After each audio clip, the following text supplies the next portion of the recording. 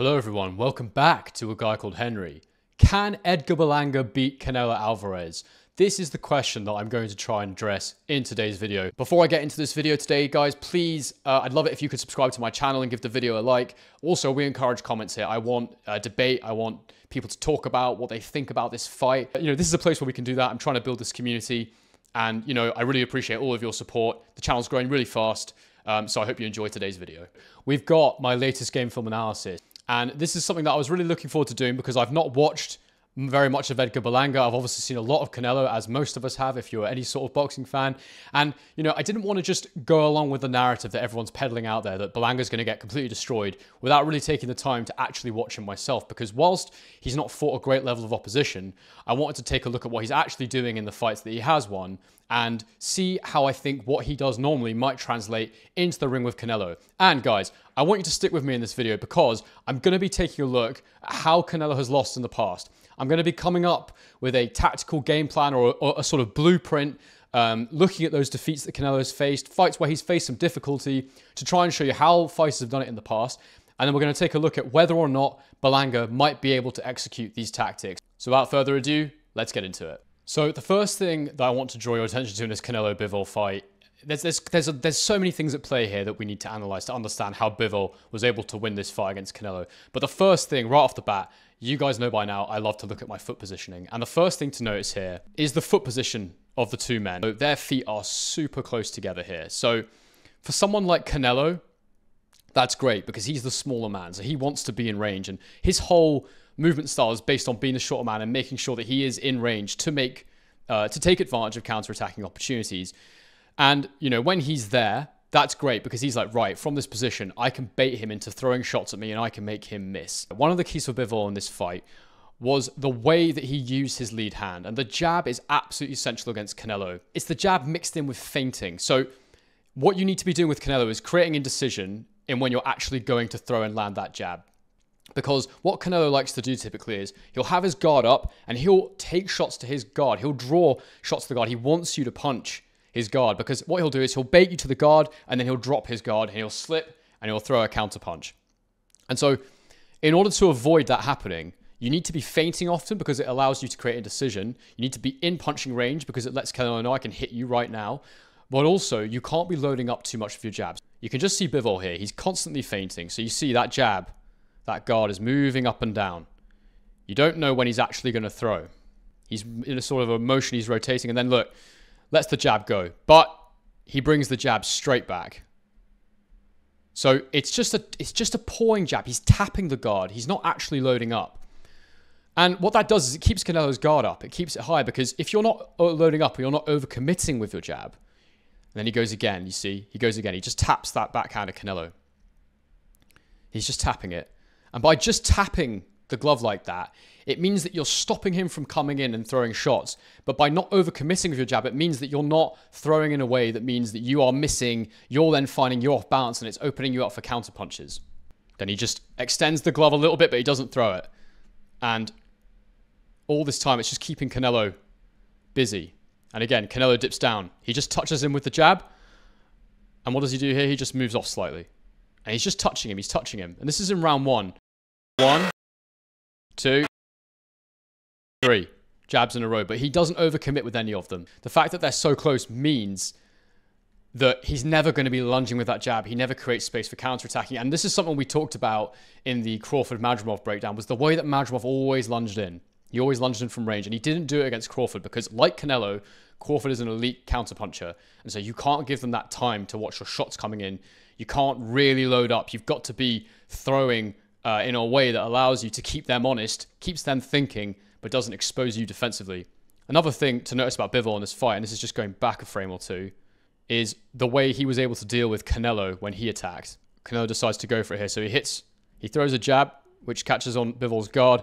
And this position here is nice to see. So Bivol, you see he's got his guard nice and high there. And the reason I like that is because when Canelo punches, he punches very hard. So it's he sort of bludgeons his opponents. You know, real power. And guard manipulation is a big way that Canelo creates chances. I'll show you in the Mungaia fight soon.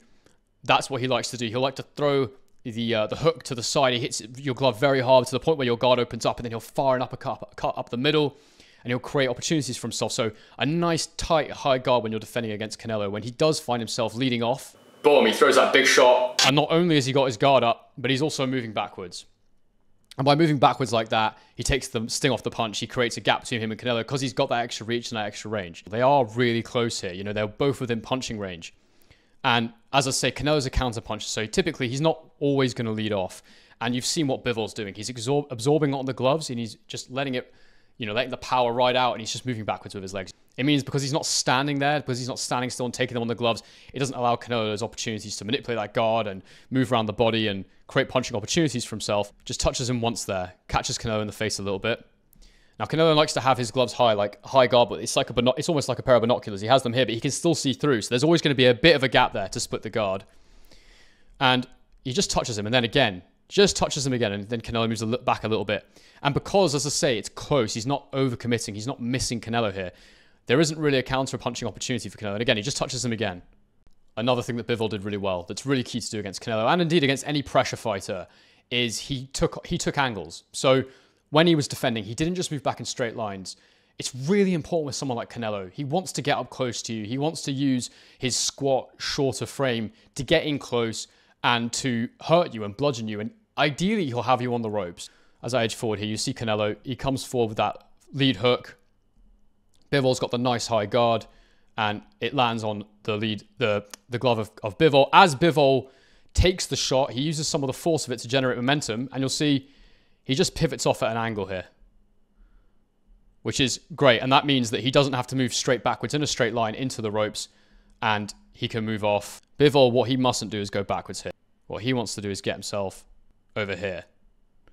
So he wants to create that angle, and then he's got the whole ring to move around in again. And he did this quite a bit in the fight. He'd extend the jab, and he'd hold the glove there, and he'd just use that just to use Canelo's body to pivot off, and he'd push him round, and then you can see he's managed to exit that position rather than touching the ropes. He's moved Canelo away from him, he's created a bit of space, and now he's got the center of the ring back again. Now, right here is a good example of what Canelo will do if he catches you in the pocket, staying in front of him. Canelo lands the jab on Bivol's gloves, and instantly he's looking to go to the body. So he fires in that backhand, and he actually starts it low, but ends up going high. It's something he likes to do a lot as well. Deceptive with the levels, even. I've watched it already. I actually thought he was going to throw low there, but he's gone high. He's caught him on the gloves again. But from this position, as I say, he's manipulated the guard. He loves to throw around your guard, punch hard on the side of your guard to keep you in this sort of earmuff position, and then he'll fire the uppercut out the middle. And you can see here, Bivol's trying to move off in this direction. And as a result, because Canelo's got that angle covered to a degree, because there's not really enough room for Bivol to get round there, he doesn't really like dip his head down too often. It's really just like the legs he uses. His head tends to stay at the same level. You can see Canelo's fired that uppercut in, and he's caught him through the guard on the chin there. And that's why it's absolutely essential that you don't sit on the ropes against Canelo. That's why it's absolutely essential that you're touching him lightly, that you've always got your feet ready to go. You can always create that half space between you and him, because he will start to bludgeon you. He will start to hurt you. He's got excellent power. Now, I want to show you this because this is actually a really key piece of the puzzle to beating Canelo. And that is the timing of when you attack him. What I want to draw your attention to here is Bivol's line of sight. So Bivol's looking down, so he can see Canelo's legs. And of course, like, you know, the main thing in boxing is you're worrying about their hands, but Canelo's not quite in range here. So I feel that Bivol probably thinks he's got time to read any punches that Canelo throws. And you'll see Bivol's looking down, and he's watching Canelo's hips. He's watching his feet. He's waiting to see when he enters his range. So he steps into range here, and then you see he brings this leg forward, which means his stance is narrow. You can't see it that well this angle. I'll show you again in another angle where he does it. He brings that forward. So he steps, and Bivol's watching him, and he sees he step, and then he plants his foot, and he's stepping again. This leg is planted. As he starts to bring this one forward, he knows his stance is narrowing, so Bivol's like, right, I can go, I can execute my attack, and he unleashes a combination of punches here. So he throws that jab hard, and then you can see he goes with the backhand. Right away, hits Canelo's head. Throws the hook. Narrowly misses Canelo's chin there. Canelo loves that slip, that lean back slip. And he's on the run here. Bivol knows he can follow up as a result of that. Lands the jab. And lands a big right hand to the side of Canelo's head, which, you know, Canelo rides. He's very good at moving with the shots, moving his head with the shots, and he blocks that hook from Bivol there. And again, Bivol falls another right hand. But you can see the confidence Bivol has. And you have to ask yourself, why is he comfortable going in that moment? It's because Canelo's balance was off, so he knows he's not going to counterpunch him. And the attack stops once Bivol realizes Canelo's found his balance. And Bivol just keeps going there. He's got him on the ropes. He misses that hook. And rather than keeping Canelo on the ropes, which is really smart stuff, he lets him move off. And that is something else that is essential against Canelo. Not only do you not want to get caught on the ropes, but you don't want to rush in on him on the ropes because, again, the distance has been shortened. You can miss and overcommit. That's a great space for him to be in where he can move his head and make you miss and make you pay. So you don't want to be on the ropes, and you don't want him to be on the ropes either that much. If you miss him on the ropes, you've got to be so careful. That is your opportunity to let him come off. And again, go where there's space. Go where you can move away. Go where he has to make up the distance. It's all about middle of the ring action when you're facing Canelo. And this is what I'm talking about with Canelo's feet. And this is a good angle of it. You'll see here, this is a good position in terms of balance. That's a good position to be in. Nice and wide. Not too wide though. And, you know, but the gap between them means that, you know, he does need to close that space. He needs to close that gap there. But because he wants to create that illusion that he's out of punching range, you'll see what he does here. He brings his back foot forward. Now, Bivol doesn't attack him in this instance, but look how close together his feet are here. They're almost narrower than his shoulders. You know, you typically need your feet to be wider than your shoulders for balance. You can see that's not a good position because you can see anything he throws is going to go outside of his center of gravity, and so he's going to be off balance. Not only does he like to bring his legs close together, but sometimes when he's moving backwards to make sure he maintains his balance, he doesn't do your classic boxer skip step. He actually crosses his feet and ends up in southpaw momentarily before switching his legs back around, and you see it happens here. This isn't too bad initially. His feet have come a bit closer together, Canelo. See, he takes that big step now and always waits on his back leg, but rather than lifting this leg off and moving back from there, what he does is he brings the lead foot back instead. So that goes all the way back there. So you'll see he steps all the way back through with that lead leg. And this is something he does quite a lot, Canelo, when he's retreating. And you can see Bivol has noticed this. So he's thinking, right, he's in southpaw momentarily. His feet are in southpaw. But his hands, because he's not done the switch with his actual hands, he's super square here. You know, you can see his shoulders are going straight across. Upper body's square, feet are in southpaw. That is a very compromising position in terms of your stance. When you're not used to fighting in that stance, when you don't defend like that anyway. Bivol, you can see where he's looking. He's like, right, I can see exactly what's happening here. Let me go again. Bivol comes into attack, takes that big step because he wants to get there. You see, look at his legs. Look how wide they are here. Normally, you wouldn't see him doing that. You know, you wouldn't see him sort of taking that big step, compromising his own balance a little bit because Canelo's balance is much worse than his right now. He's not ready for Bivol's attack. He's willing to take that risk. And he throws a jab. It's blocked by Canelo. Hits the ropes himself. And Bivol's doing a similar thing to what Canelo was doing here. He's sticking that glove right in Canelo's face. So Canelo can't really see. Canelo can't really see what's going on. Which obviously doesn't help when you're trying to, you know, slip and slide on the ropes, which is what Canelo likes to do. And Bivol fires that right hand, which goes straight through the guard. And it hits Canelo clean in the face. And then Bivol just extends that lead hand. And what does he do here? He just steps back. Because what did I say before? He doesn't want to get lured into fighting Canelo on the ropes. This position here, this is all good for Canelo. He's in a good position. That gap is fine. Bivol's always on balance. He's always in a nice position. His hands are a mixture of nice and loose. So this glove actually, because Canelo loves that left hook, I should have said this. That glove's always high. He always keeps that in position. And then his other hand is cocked and it's low and it's ready to attack. The second that foot lifts, Bivol goes with the jab. And it's because his stance is narrowed ever so slightly. And so Bivol's like, right, trigger the attack. I'm going to go here. So he goes, he throws the jab. Canelo tries to parry it, but then he throws the hook again. Canelo leans back. And again, look, Canelo is an elite defensive fighter. So even in these positions, he can find a way out of it. But because he's leant back, when he does this lean backing move he likes to do, he's then got to do something with his feet because his back leg's fully loaded there. That's fully loaded. So to get back on balance, he's then going to have to bring his front leg backwards. Again, it's the opposite way around from the way we'd normally do it. Normally, you want to step back like that. You don't want to step back like that. Same thing again. He often ends up in southpaw in that position, but because Bivol's following him in, this actually leads to a precarious situation. So he takes that step back with the lead leg, and Bivol lands the jab. He does actually move the correct leg back then. I say correct, typically, traditionally correct leg back, and Bivol goes again. He follows up with that. But the point is, he's not always off balance in these sequences, but it's when Bivol chooses to go. It's when he chooses to fire off these combinations. Here's another example I'll show you of Canelo's feet getting him into trouble again with Bivol. So Bivol in a really nice bounce position as ever. Nice gap with the feet. And, Canelo here, he wants to get that inside pocket position. So again, he's on balance here. They've both got their guards up high, both looking at each other. So it looks like a pretty neutral position. But Canelo, again, he wants to take that little half step. He wants to be nice and close to you, especially with Bivol, because Bivol's taking those steps backwards after Canelo lands. So he needs to be even closer to land that. It's that second punch. It's not just a single shot on the gloves. So just as Canelo leans in here, Bivol throws one of his little pawing jabs. And you'll see, because Canelo, you can see his back foot here. He's lifted his back foot off the ground. So again, he's leaning forwards to get forwards. So rather than taking the step with the front foot, he's leaning forwards. The back foot comes off the floor, which means that his head's leaning forward, which means his weight is above his front foot. And that is lethal. You can't be in that position. So this is another version of what happens when he brings that back foot forward, especially when he's close. He ends up with his weight leaning forwards, with his head tipping down. And it's just such a vulnerable position to be in.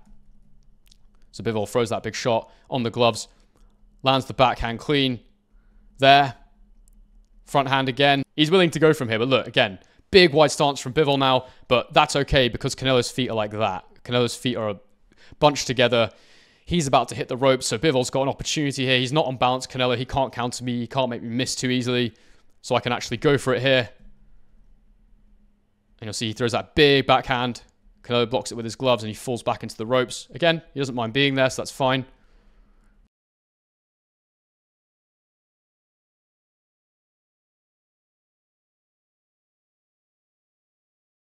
There, you can see Canelo's head movement's fantastic. Look at that. The way he dodges that hook. Just lets it roll past his face. Uses his shoulder just to roll it off. Absolutely genius. So even in a scenario like that, Canelo can find a way out of trouble and then Bivol resets. Canelo, you can see, steps forward with his lead foot. So he's in this position here and his weight's not too bad just yet. But then you can see, look, he dips forward there. And look where his weight is. It's leaning over his legs again. So his balance really isn't there like it should be. And the second he takes that position, Bivol goes with the attack. He throws the lead hand. He throws the backhand. He's going round Canelo's guard here, which is a very smart thing to do. And as the fight goes on, you actually see another way for Bivol to attack here, which is, again, I've talked about all fight. He maintains that high guard, really cleverly.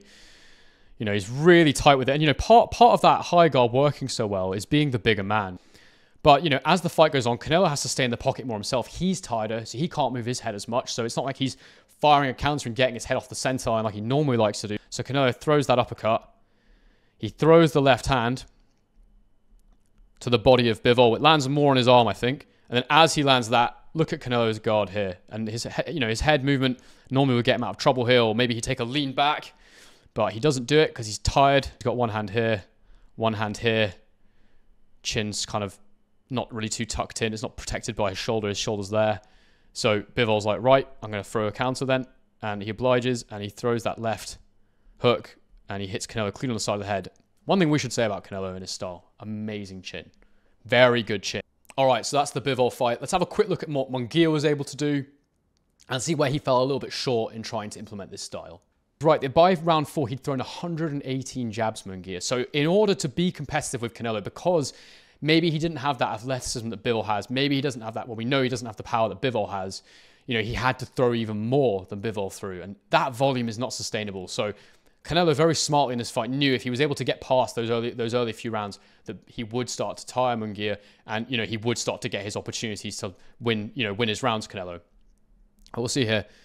He's just tried to touch him twice there with the jab, but because his feet aren't that active and because he stayed in the pocket there after throwing that jab, Bivol would have made a little adjustment with his feet there. And, it's that sort of Eastern European pendulum step. It's constant movement. It's constant repositioning of the feet to maintain balance. He stayed in the pocket there. And Canelo's thought, you know what, thank you very much. You stay right there, mate. And Canelo's just fired his lead hand up and hits Mungaia with a hard jab there, a hard counter jab. And Canelo had a lot more success landing his counter shots in this fight. All the things we talk about that Bivol was able to negate, Mungaia struggled with to an extent. But look, Mungaia had a good fight here. He did well. He did a lot of the things that Bivol did well, but some of the key things weren't there. The constant foot movement was not there. Earlier on in the fight, he wasn't staying in the pocket that long, but from this round in particular onwards, he was staying there too long. He did start to slow down. This is a good position here to show you another key difference. Again, you know, similar position that you would have seen Bivol on. Nice high guard. Watching Canelo. The difference is that his high guard was not as tight as Bivol's was. And again, he was sitting in the pocket too long. Definitely in the second half of the fight, he was sitting in the pocket too long. And as a result of that, Canelo just fires that jab in here. And it goes straight through Mungaia's guard. And he lands clean in his face. And, you know, this is something you actually see quite a lot with professional fighters. And it's interesting, you know, the amount of times that you see a fighter's high guard get split straight through the middle, it's kind of an illusion. It's almost just to deter someone from throwing because they think all their guard's up. But a lot of guys, it will go straight through the middle, right in front of Mungaia there. And, you you rarely saw Bivol in this position, as like I said, until later in the fight when he thought, actually, Canelo's a bit tired here. There's opportunities for me to counter here. And you see what Canelo does here. Really powerful left hook upstairs to Mungaia's guard. And you can see just this moment here, his chin is completely exposed. There's a gap, you know, before Canelo's even landed his shot. There's a gap straight up through the middle, and that's all created by that hook that Canelo's thrown. He's thrown it so powerfully, it's made him drop his hands a little bit. He couldn't really be in a worse position here, to be honest, in front of Canelo like that. And it's just gone straight through. He's opened the gates and invited the uppercut in. Canelo's hit him clean, and then he's gone with another left hook, which just sort of hits him around the body, around the shoulder actually, and sort of helps him on his way down. And you can see he hits the canvas there, and that is a very, very powerful knockdown. And it all comes from Mungaia sitting in front of Canelo for too long. And I just quickly want to show you this as well, because we're not really talking too much about the Canelo uppercut, but it's a beautiful shot for him. As he dips down, he doesn't actually throw that jab, and he likes to do that Canelo. He sort of flourishes one hand to then rip the uppercut with the other hand. So it could be that he goes with the right hook, throws the lead uppercut. It could be that he throws the left hook, throws the right uppercut, but he just half throws it, just flourishes it. I remember that was how he knocked out Billy Joe Saunders. Well, he didn't knock him out, but he broke his eye socket. He absolutely destroyed him with that shot. And you can just see it here. He flourishes it, and then he just goes, boom, right up the middle and lands a beautiful uppercut. So I want to take a look now at Berlanga. We're going to take a look at the fight against Angulo, because I feel Angulo is probably the most similar stature-wise fighter to Canelo that we've seen. It says on BoxRec that Angulo is 6'1". There is absolutely no way Angulo is 6'1". And I googled his name and it came up with 5'9" somewhere else, which looks much more fitting to me, because I think Berlanga's supposed to be 6'1", and there's absolutely zero chance these guys are the same height. So generally speaking, I've already told you a little bit about Berlanga. You know, quite explosive, had all those knockouts against, you know, fighters who I've never heard of before. So has some power of some description. And, you know, typically he fights with like very limited output. You know, he's not very active with the jab, and we've already seen how important the jab is in beating Canelo. Footwork-wise, it's not very subtle. It's not very educated, cultured. It's very much an athletic footwork style, is how I would describe it. So he kind of lunges backwards, and he, you know, something we saw Bivol doing to good effect was taking shots on the guard, but just moving back out of range. He wouldn't go too far though, and I definitely think that's something Berlanga might be able to do in this fight, is make use of his athletic legs. So first of all, I feel like this is a good moment here for us to take a look at, purely from a stance point of view, because it looks quite familiar to the other footage we've been looking at already in this analysis. So he's got a nice high guard there. But one thing I would say is, it doesn't look like he can actually see through that guard. It's very tight, and I would question whether or not he's got the vision and visibility there, because, like, you know, maybe a little bit, maybe a small gap, but I think Angulo's in a much better position here, where his hands are like just slightly to the side, whereas you can see his almost sort of cross over a little bit, so almost guards his vision a little bit here. But, you know, you see that the distance looks very similar to what we would have seen. It phases in that in the Canelo Bivol fight, probably a bit more of a distance between them, but a nice high guard from Berlanga here, and that's something that we're looking for. We're looking for that nice tight high guard. How does he defend in that high guard? Now, unfortunately, as I edge forward here, you'll see that, yeah, the high guard's there, and he's in position. So, you know, he drops his gloves to actually see what's going on, and then he brings them up again. And as he brings them up, Angulo just steals that space, and they throw at the same time. So Angulo, he's sort of baiting him here. And this is something Canelo likes to do. So Angulo moves first. The right hand goes down. Berlanga lets the jab go because he's seen that hand go down. He's like, right, he's going to throw that right hand. Let me go with my jab. And as he throws it, Angulo gets his head off the center line. And you can see the opportunity this has created. That is now available over the top. And he obliges. And he lands that clean on the side of Berlanga's head. And something Berlanga does often is he fights back when he's landed on. And he likes to fight in the pocket, Berlanga. But in this fight, he was fighting a shorter guy. So interesting to take a look at. Something he does do well, which you just saw there, is he always tries to finish off with a body shot. And this was a little bit low. Very low, actually. And something I haven't really said about Berlanga is he's a dirty fighter. He's got a tendency in him. In this fight, you'll see he tries to bite Angulo. And I think he got a ban afterwards for sort of 6 months for biting in the fight. He even admitted it in the ring afterwards. Against McCrory, his last fight, there was multiple low blows. There was elbows and headbutts. So Berlanga is fundamentally a pretty dirty guy. He likes to bend the rules. He likes to make it a fight. He's aggressive. Again, on Berlanga's high guard here, they're nice and close together. Angulo fires a shot, but rather than just, taking it on the guard and taking a half step back, he sort of dips down Berlanga here. And I honestly think this is a problematic position for him to be in against Canelo, sort of hunched over in the pocket. Angulo doesn't necessarily deal with it the best way here, maybe fire a shot downstairs. He's kind of pulling his head down a little bit. It's a bit messy. And, that might be innocuous. It might lead to nothing. But, we've looked at what happens when you stay in the pocket against Canelo. It's only after the fact that, Berlanga, sort of moves off and creates a bit of space. And then he fires the jab in there.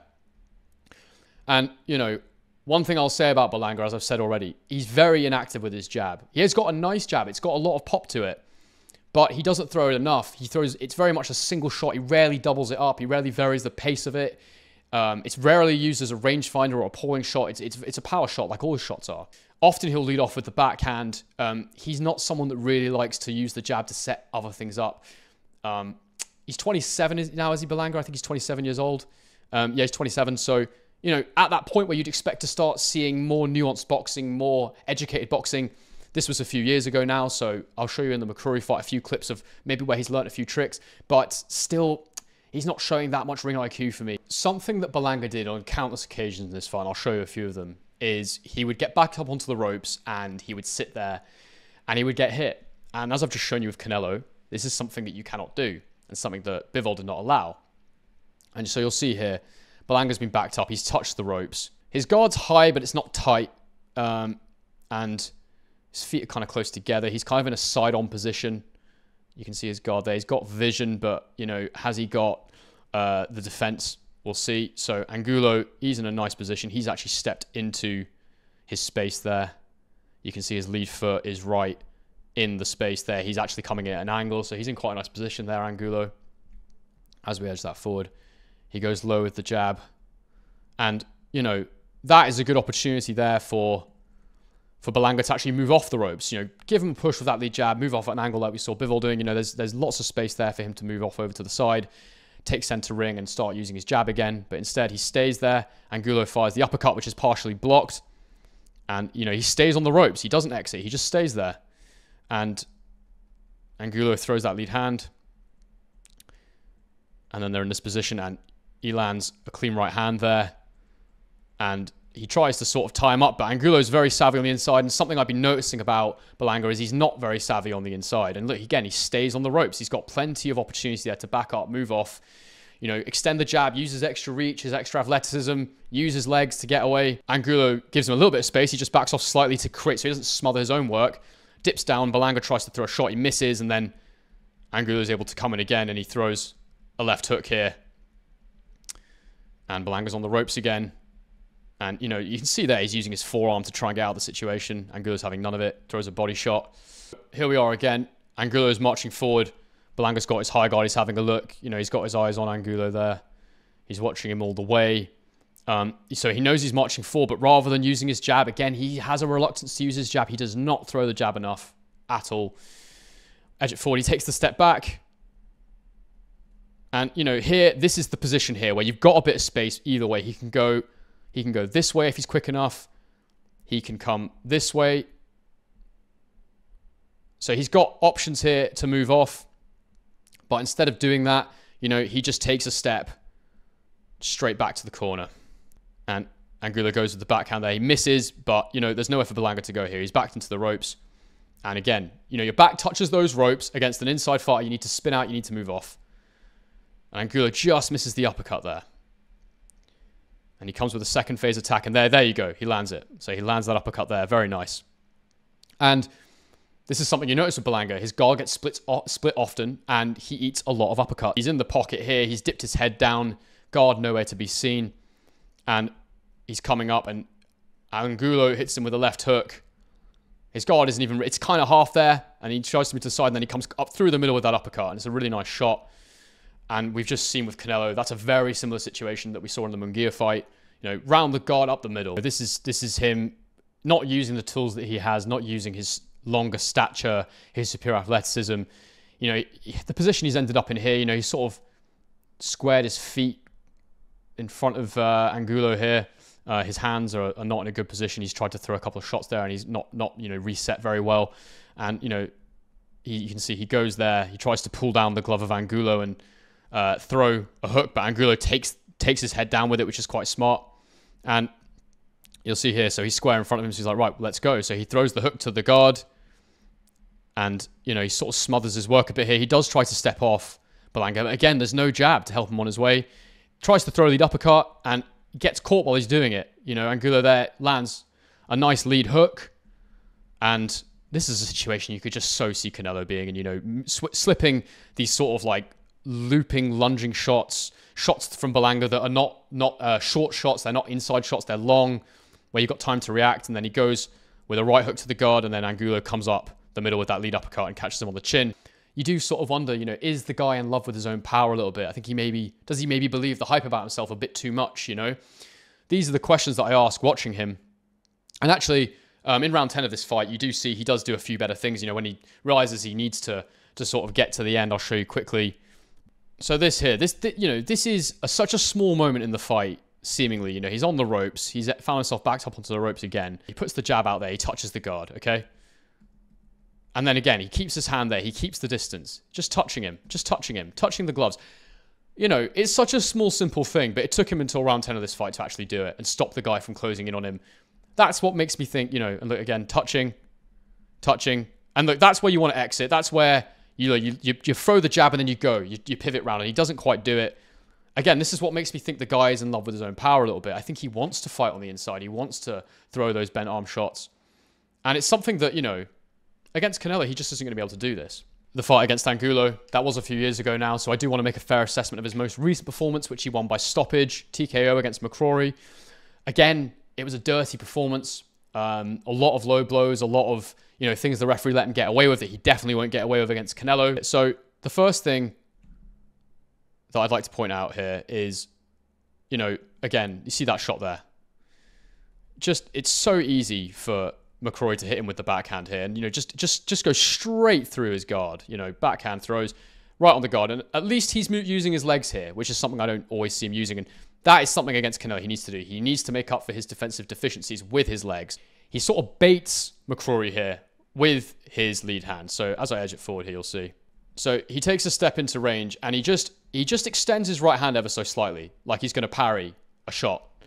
And McCrory takes this as an opportunity to try and throw around that extended lead hand. You know, right, his hand's away from his face, his guard's away, I can throw. So just as he does that, Berlanga knows, because McCrory's going around the lead hand here, that he can throw a straight shot. So he pulls his right hand quickly back to his face to cover that hook, and as he goes, he throws the straight lead hand and catches McCrory clean on the chin. And it's a really good little shot there.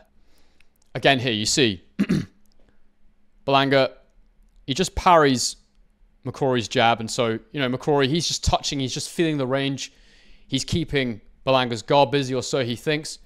So Berlanga, he goes as if he's going to throw the parry again. But instead, this time, he pulls the hand back. He moves his head off the center line. And again, he throws that lead hand. And it's a nice little bait. It's a nice little bait he's left from there. And he's landed that lead jab again. And that is nice. That's a counter lead jab.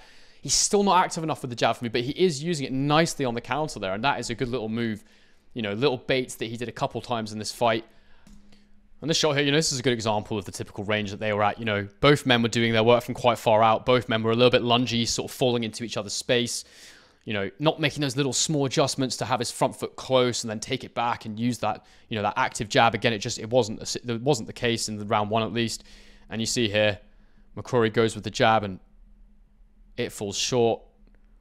He dips down. Berlanga tries to throw a shot. McCrory just takes a little half step back. And, with Berlanga, something I'd point out, it's something he does a lot. He's off balance a fair amount when he misses because he does load up so much. Nothing is particularly cute. Nothing is particularly, measured. It's all lunging and all explosive. And so you'll see he kind of bounces around and, he bounces off a little bit. It's just something that, worries me in a Canelo fight where, he wants you to actually attack from further out. And he wants you to throw single big shots that he can avoid and then land on you with heavy, powerful, hurtful shots. I worry about him in that situation. So this is the moment here where Berlanga had hurt McCrory. And, the way he essentially gets his power shots off and hurts people, typically it's not super technical. It's kind of throwing when they throw and loading up. I think he's got a pretty okay chin, Berlanga. He has been knocked down before, as I said before. But if we just edge it forward here, you'll see as McCrory throws, he throws.